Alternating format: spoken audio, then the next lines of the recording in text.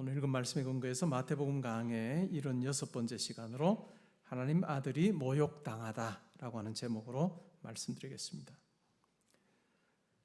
연속 강해를 하다 보면 때로는 읽고 나서도 수십 번을 읽고 나서도 무슨 말씀을 전해야 될까? 왜냐하면 너무나도 뻔한 내용을 전해야 되는 것 같은 그런 어려움을 겪을 때가 있습니다. 이번 주 본문도 사실 그 중에 하나였습니다. 읽고 나면 이런 내용이구나 하는 건 아는데 이 내용에서 우리 성도님들이 삶의 자리에서 적용하고 힘을 얻을 만한 그런 내용을 어떻게 찾을 수 있을까 하는 고민을 많이 했습니다.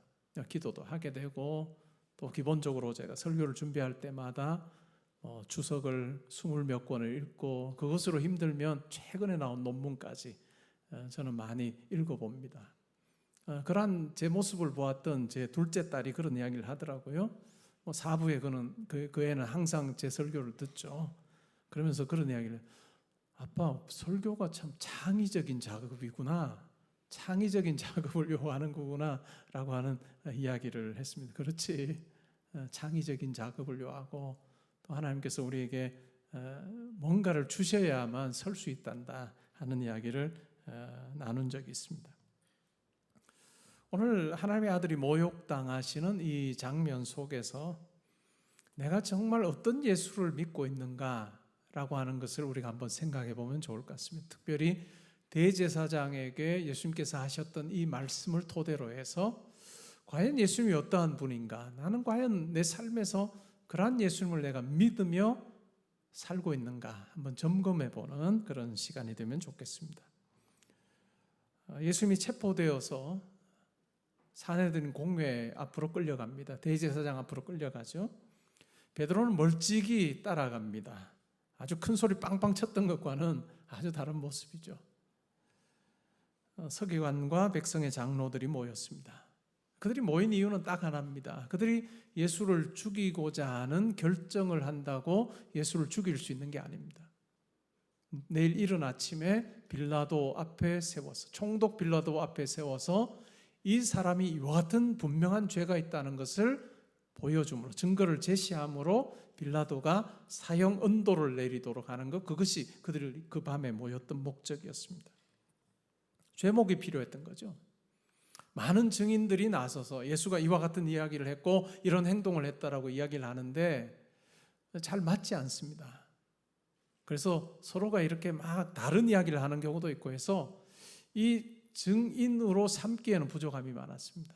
그런데 마지막에 증인 두 사람이 등장합니다. 두 사람이 이런 이야기를 합니다. 이 예수가 이 성전을 헐면 내가 사흘 만에 다시 짓겠다라고 하는 말을 했다. 우리가 들었다라고 하는 이야기를 합니다. 이것은 아주 엄청난 이야기이죠. 예수님께서 요한복음 2장 20절에 보면 이런 이야기를 하셨습니다. 이 성전을 헐어라 내가 사흘 만에 다시 지으마 라고 말씀을 하셨는데 요한복음 2장 21절 이어지는 구절에 보면 그것은 예루살렘 성전을 헐면 내가 사흘 만에 짓겠다라고 하는 것이 아니라 자기의 육체를 가리켜 말씀하신 것이다 라고 이야기를 합니다. 예수님께서 십자가에 달려 죽으시지만 사흘 만에 부활하실 것에 대해서 말씀하신 내용입니다. 그러나 유대인들은 그 말씀을 이해할 수도 없기 때문에 예루살렘 성전 헐면 사흘 만에 다시 짓겠다 하는 거다라고 그렇게 오해를 했고 하나님의 임재가 있는 이 성전을 무슨 권한으로 내가 헐려고 하느냐 그리고 사흘 만에 짓는다는 것 그 말도 안 되는 허무맹랑한 이야기다라고 그렇게 이야기를 하고 있습니다. 예수님께서 이 성전을 헐어라 내가 사흘 만에 지을 것이다 라고 할 때 그 반응을 보면 지금 이 성전 46년째 지금 확장 공사를 하고 있는데 사흘 만에 짓는다고? 말도 안 되는 이야기지 라고 반응했습니다. 헤롯 대왕이 주전 19년부터 해서 예루살렘 성전 재건하는 작업을 시작했습니다. 그는 주전 4년에 세상을 떠났습니다. 그리고 나서도 계속 예루살렘 성전 리모델링 공사는 진행이 됐습니다. 이 공사가 지금 46년째 진행 중인데 라고 하는 그 말을 통해서 그 대화를 하고 있는 그 시점은 주후 27년 정도 되었을 것이라고 우리가 추측을 합니다. 그리고 한 3년 정도 지났으니까 지금 우리가 읽은 이 본문은 주후 30년경에 일어난 그 같은 일이라 할 수 있습니다. 성전 사흘 만에 헐고 사흘 만에 짓는 사기꾼과 같은 발언, 그리고 성전을 모독하는 이와 같은 발언을 했다라고 고소를 했습니다. 그리고 이러한 유대 법정은 최소 2명의 증인을 요구하고 있는데 2명의 증인이 다 똑같은 이야기를 합니다. 이러한 고소에 대해서 예수님은 아무 말씀도 안 하십니다. 우리를 위해서 아무 말씀도 안 하시는 거죠. 그가 결국 십자가로 가시기 위해서 아무 말씀도 하지 않으시는 것입니다. 대제사장 가야바가 묻습니다. 그러면 내가 하나님의 아들 그리스도냐 우리에게 말하라 라고 그렇게 이야기합니다. 그러자 우리를 위해서 또한 십자가로 가시기 위해서 예수님께서는 이렇게 말씀하십니다. 내가 말하였다 라고 말씀합니다. 내가 하나님의 아들 그리스도냐? 네가 말한 대로 내가 하나님의 아들 그리스도다 라고 그렇게 인정하십니다. 예수님 오시기 전에도 많은 메시아들이 있었습니다. 자기가 메시아라고 주장하는 사람이 많았고 예수님 이후에도 자기가 메시아라고 주장하는 사람들이 많았습니다. 자기가 메시아라고 주장하는 사람들은 무엇을 이야기했느냐 하면 내가 하나님의 기름 부음 받은 자로서 이 유대를 이 로마의 압제로부터 내가 건져낼 수 있다라고 호언장담하거나 아니면 이와 같이 부패한 이 사회를 하나님께서 기뻐하시는 정말 더 새로운 사회, 더 좋은 사회로 내가 만들 수 있다라고 하는 그와 같은 이야기 했습니다. 많은 그 말을 들었던 사람들이 혹하여서 그를 따르는 사람들이 생겨나기도 했습니다. 그런데 그와 같이 예수님 오시기 전이나 예수님 오신 이후에 내가 메시아다라고 주장했던 사람들의 공통점이 뭐냐면 그들이 메시아로서 할 일은 이 이스라엘을 회복하는 거였다라고 하는 내용입니다. 그리고 그들은 인간으로서 하나님의 기름 부음 받아서 그 일을 한다라고 그렇게 주장을 했습니다. 어느 누구도 내가 하나님의 아들인데 메시아로 내가 와서 이 일을 한다라고 이야기하는 사람은 없었습니다. 그런데 예수님의 경우는 어떤가요? 예수님의 경우에는 하나님의 아들이시라고 본인이 드러내기도 하셨고 또한 여러 일을 통해서도 그것을 입증하셨습니다. 내가 하나님의 아들 그리스도냐? 내가 말하였다 라고 하심으로 인정하셨습니다. 그리고 나서 하시는 말씀을 보면 조금 의아한 생각이 듭니다. 64절에 보면 예수께서 이르시되 내가 말하였느니라. 그리고 내가 이와 같은 일을 할 거다 이렇게 설명을 해야 맞을 것 같은데 예수님께서는 그리고가 아니라 그러나 라고 하는 말을 사용하십니다. 그러나 내가 너희에게 이르노니 이후에라고 하는 요 번역 때문에 우리가 오해를 하기 쉽습니다. 예수님께서 지금 하시는 이 말씀은 먼 미래에 이루어질 일이겠구나 라고 우리가 오해하게끔 번역을 했는데 이 원문의 번역을 잘하면 이제부터입니다. 이후에가 아니고 이제부터 인자가 권능의 우편에 앉는 것과 앉아 있는 것과 하늘 구름을 타고 오는 것을 너희가 보리라 라고 말씀합니다. 내가 맞고 내가 하나님의 아들 메시아가 맞는데 그러나 이제부터 인자가 권능의 우편에 앉아 있는 것과 하늘 구름을 타고 오는 것을 너희가 볼 거다 이렇게 말씀합니다. 우리는 이 말씀이 예수님의 말씀이 결코 먼 미래에 이루어질 예수 그리스도의 재림과 관계된 이야기가 아니라는 것을 우리가 알 필요가 있습니다. 예수님께서는 내가 메시아가 맞는데 너희가 생각하는 메시아와는 아주 다른 메시아다라고 하는 것을 말씀하기 위해서 그러나라고 하는 이 접속사를 사용하고 계십니다. 그러나 내가 죽게 되겠고 또한 너희들에게 잡혀서 죽게 되겠지만 그러나 이제부터 내가 죽음으로 끝나지 않고 진짜 하나님께서 세우신 메시아로 하나님 보좌 우편에 앉게 되는 것을 너희가 보게 될 거다라고 말씀하고 계십니다. 그리고 우리가 흔히 하늘 구름을 타고 오는 이것을 재림으로 우리가 오해하기도 하는데 이것은 재림에 대한 이야기가 아닙니다. 권능의 보좌 우편에 앉는 것, 이것은 시편 110편 1절을 배경으로 하고 있습니다. 신약 성경에서 가장 많이 언급되거나 인용된 구약 성경 구절이 시편 110편 1절입니다. 내용은 이렇습니다. 여호와께서 내 주에게 말씀하시기를 내가 내 원수들로 내 발판이 되게 하기까지 너는 내 오른쪽에 앉아 있으라 라고 말씀하십니다. 이것은 시편 110편은 원래는 제왕시로 사실은 쓰였습니다.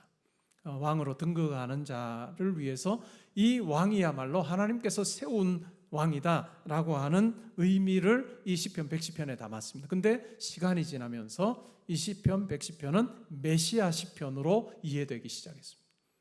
그래서 이 하나님께서 세우실 그 왕 메시아를 고대하는 그러한 기대가 아주 강해졌습니다.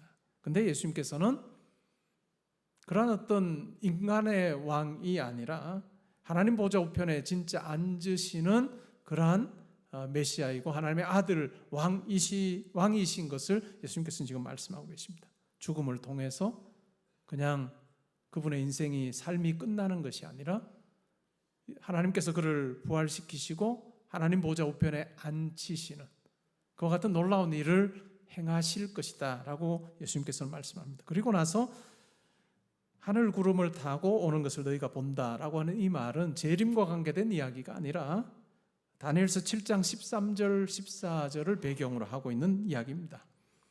다니엘서에 이런 내용이 나옵니다. 내가 또 밤 환상 중에 보니 인자 같은 이가 하늘 구름을 타고 와서 옛적부터 항상 계시니 하나님을 이야기하는 거죠.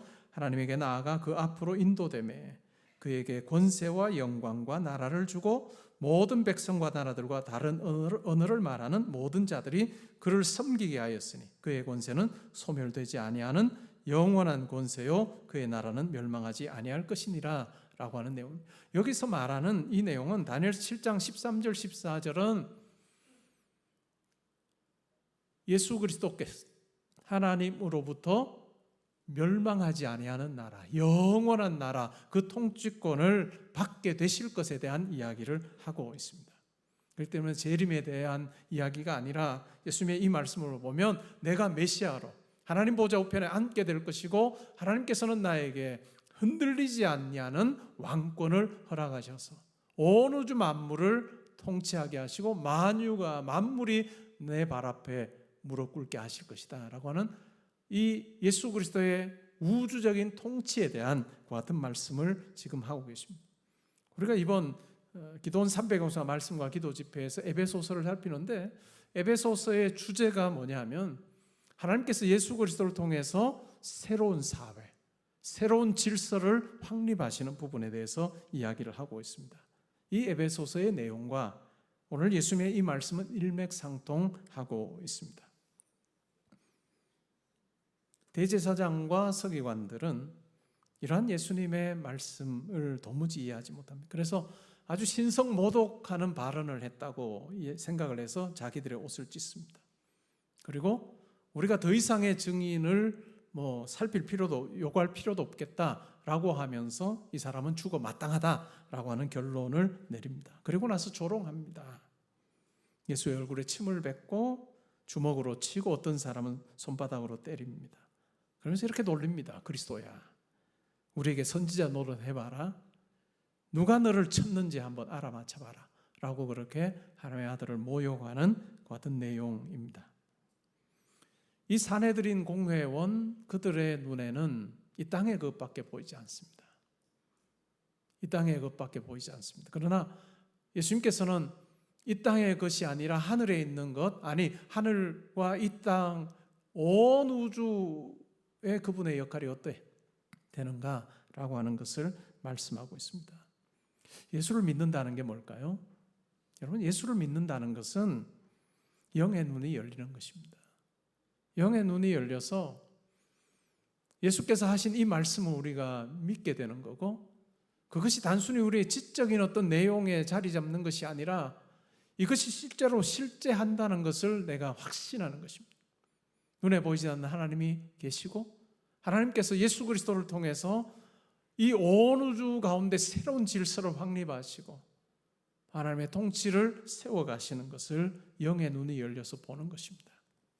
믿지 않는 분들은 육신의 눈으로만 세상을 보고 살지만 예수 믿는 자는 예수 그리스도의 십자가의 죽음과 부활을 통해서 우리의 양심이 살아나고 우리의 영이 살아남으로 말미암아 이러한 세상이 있다는 것을 우리가 보게 되는 것, 이것이 가장 큰 변화라고 할 수 있습니다.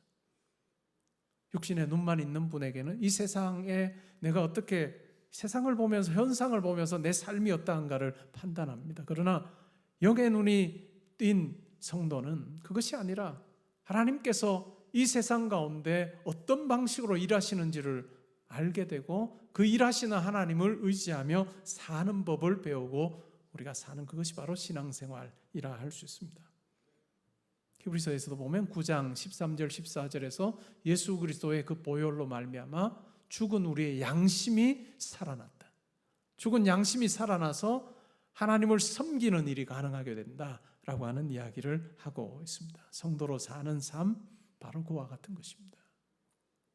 육신의 눈으로만 보는 것이 아니라 영의 눈이 열려서 그 하나님을 보는 것이고 그 하나님 나라를 사모하는 것이고 그 하나님의 이 땅에 일하시는 것을 우리가 알고 그 하나님의 통치에 내 삶을 맡기는 그 같은 삶의 변화, 그것이 바로 성도의 삶이라고 할 수 있습니다.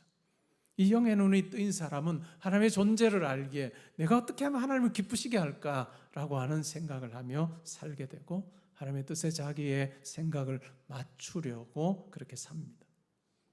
마치 구약 성경에 보면 아람 군대가 엘리사 선지자를 잡기 위해서 아람 군대가 포위하고 있습니다. 그 성을 다 포위하고 있습니다. 사환이 아침에 밖을 보니 아람 군대가 엘리사 선지자를 잡기 위해서 다 성을 빼곡히 둘러싸고 있어요. 얼마나 두려웠겠어요.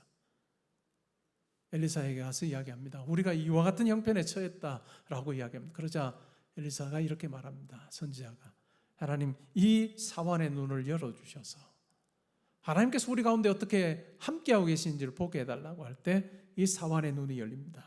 그리고 아람 군대보다 훨씬 더 많은 하나님의 천사 군대가, 천군 천사가 이 아람 군대를 빼곡히 둘러싸고 온 산에 가득히 불말과 불병거가 있는 것을 영의 눈이 열려서 보는, 그것이 우리 이 땅에서의 신앙생활을 잘 묘사해 주는 장면이라고 저는 생각합니다. 우리 신앙생활하는 성도는 그냥 현상만 보는 것이 아니라 육신의 눈으로 볼 수 없는 영의 눈이 열릴 때만 우리의 삶 가운데 함께 하시고 우리의 삶의 보호자 되시고 인도자 되시고 또한 우리의 삶을 하나님께서 기뻐하시는 대로 막 주도해 가시는 그 하나님을 우리가 보는 자로 사는 거예요. 그 하나님을 볼 때 우리 가운데 때로는 육신의 눈으로만 볼 때는 상황으로 인해서 우리로 하여금 힘들게 했던 그 같은 형편에 있다 할지라도 영의 눈이 열릴 때 그것은 아무것도 아닌 하나님 앞에서 담대함이 생기게 되는 그 같은 변화가 우리 가운데 일어납니다. 며칠 전에 기사로 소개된 내용 중에 하나 이런 내용이 있습니다. 미국의 인도계 미국 프로 골퍼 사히스 티갈라라고 하는 사람이 있습니다. 지금 26세입니다.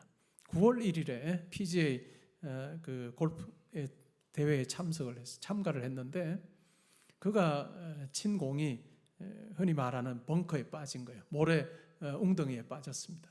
그래서 그가 그 공을 치러 이제 벙커에 들어간 거죠. 그리고 공을 쳤습니다. 그리고 나서 그가 자진 신고를 했습니다. 어떤 이야기를 했느냐면 내가 이 공을 치기 전에 백스윙을 하던 중에 모래를 건드렸다라고 하는 이야기를 했습니다. 뭐 그냥 아마추어 골퍼들의 친구들하고 칠 때야 벙커에 빠지면 꺼내서 치기도 하고 뭐 옮겨놓고 치기도 하고 자유지만 이 프로골퍼들의 경우에는 룰이 있습니다. 벙커에 공이 들어가면 백스윙하면서 모래를 건드리면 2벌타를 받게 되어 있습니다. 그런데 이 티갈라가 자기가 그렇게 했다라고, 자기가 2벌타 받을 그런 행동을 했다라고 자진 신고를 했습니다. 그 영상을 이렇게 돌려봤던 그 해설하는 사람들, 저 모래 저 건드린 거 맞나요? 잘 모르겠는데라고 할 정도로 구분이 안 되는. 그래서 같이 친 선수도 이 벙커에서 일어난 일에 대해서 아무도 인식하지 못하는 그 상황에서 이 사히스 티갈라라고 하는 이 26살 된 선수는 내가 모래를 건드렸다라고 이야기를 함으로 2벌타를 받았습니다. 그리고 결국 경기를 마쳤는데 그는 3위로 마쳤습니다. 만약에 자기가 2벌타를 안 받았으면 공동 2위로 마칠 그런 어떤 결과였어요. 그가 3위가 되어서 결국 750만 달러를 상금으로 받습니다. 근데 만약에 공동 2위가 됐으면 그는 1000만 달러를 받아야 했습니다. 250만 달러죠. 여러분 250만 달러가 뭐 별거 아닌 것처럼 느껴지죠? 우리 돈으로 33억 원이에요. 자기가 아무도 모르는, 말하지 않으면 그냥 지나갈 그런 어떤 상황에서 내가 모래를 살짝 건드린 것 같다 라고 이야기함으로 이벌타를 받게 되고 33억을 사실은 날린 거죠. 근데 그는 참 기뻐했습니다. 인터뷰하면서 나에게 골프를 가르쳐줬던 선생님이 항상 정직해야 된다 하고 알려주셨고, 또 어머니도 나에게 항상 그것을 말씀해 주신데 그 말씀대로 내가 실천할 수 있어서 좋았고, 내가 자진신고함으로 밤잠을 편하게 잘 수 있었다 하는 이야기를 했습니다. 우리의 경우 그렇지 않을까요?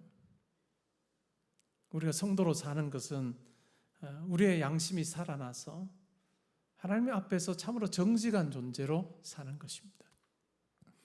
제가 한두 번 말씀드린 제 이야기입니다. 제가 석사과정 공부하러 미국으로 갔을 때입니다. IMF 막 있을 그 시기였어요. 뭐 재정적으로 넉넉하게 준비를 하지 못한 상태에서 갔습니다. 보스턴에 갔더니 미리 와서 공부하는 친구가 저에게 그런 이야기를 해요. 자동차 보험을 들 때는 꼭 한국에서 7년 이상을 했다고 해라. 그리고 한국에서 몇 년 했는지는 아무도 모른다. 파악할 방법이 없으니까 무조건 7년 이상 했다. 그래야 보험료가 싸진다. 좋은 친구죠. 근데 제 아내는 한국에서 4년을 운전을 한 경력이 있었습니다. 보험료 이제 내러 그 계약서를 쓰러 갔습니다. 물어요. 몇 년을 했냐고 아내가. 제가 7년 했다고 했습니다. 그러고 나니까 보험료가 제 기억에 한 700불, 800불 정도 됐어요. 돈을 세이브한 거죠. 그리고 나서 제 마음이 얼마나 짓눌리는지 한 며칠을 그냥 끙끙하다가 그냥 다시 갔어요. 사실은 아내가 4년 했는데 7년 했다고 했다. 그러니까 4년으로 해서 다시 계산해서 내가 보험을 들겠다고 했더니 계산을 했더니 정확한 액수는 기억이 안 나는데 2천 몇백 불이 됐어요. 700불, 800불 정도에서 2천 몇백 불이 되니까 한 3배가 된 거잖아요. 없는 살림에 이제 체크를 끊어서 주고 나오는데 그렇게 마음이 가벼웠어요. 날아갈 듯 했습니다. 천 몇백 불을 잃어버렸는데도 날아갈 듯한 그런 마음이었습니다. 저는 제 7년의 유학 생활을 볼 때 하나님께서 저를 시험하셨던 시간이라고, 사건이었다고 저는 봐요. 네가 내 아들로 또 천국 백성답게 잘하나 보자. 어느 누구도 모르는 그 상황에서 그냥 눈 한번 찔끔 감으면 뭐 천몇백 불 버는 그 상황에서 그렇게 하지 않고, 처음은 잘못했지만 다시 돌이켜서 회개하여 바로 잡았을 때 하늘에 계신 제 아버지께서 정말 기뻐하셨던 그런 어떤 생각이 들어요. 그리고 7년 유학하는 기간 동안에 학교와 여러 재단을 통해서 이 유학 생활이 정말 궁핍하지 아니하도록 채워주셨던 하나님을 저는 경험을 했습니다. 하나님께서 우리 하나님의 자녀인 우리가 예수 그리스도를 통해서 양심이 살아나서 하나님 앞에서 우리가 어떻게 사는가를 보여주기를 하나님께서는 기대하고 계십니다. 믿지 않는 분들은 눈 한번 찔끔 감으면 되지, 눈 찔끔 감는다고 됩니까? 나도 알고 나만 알 뿐만 아니라 하나님께서 이 모든 것을 아시는데 우리가 어떻게 선택하며 살아야 할 건가라고 하는 것은 아주 분명할 것입니다. 여러분 자녀들이 혹시 가게에 가서 물건 사오면서 집에 들어오면서 너무 좋아라 하면서 엄마 아빠 내가 그 스럼돈 더 많이 받아왔어 라고 하면 잘했다 이러지 말고 바로 손잡고 가셔야 됩니다. 이럴 때는 그냥 돌려주는 거야. 하나님께서 보고 계시니까 돌려두자. 그럴 때 하나님께 너를 정말 기뻐하신다는 것을 우리가 가르쳐 줄 필요가 있습니다. 우리 삶에도 마찬가지예요. 우리 삶에 하나님 앞에서 참으로 정직하게 살려고 몸부림칠 때 하나님께서 우리를 통해서 이루시기를 원하시는 참 귀한 뜻들이 이루어질 것입니다. 왜 그럴까요? 우리가 믿는 예수님이 그분이세요.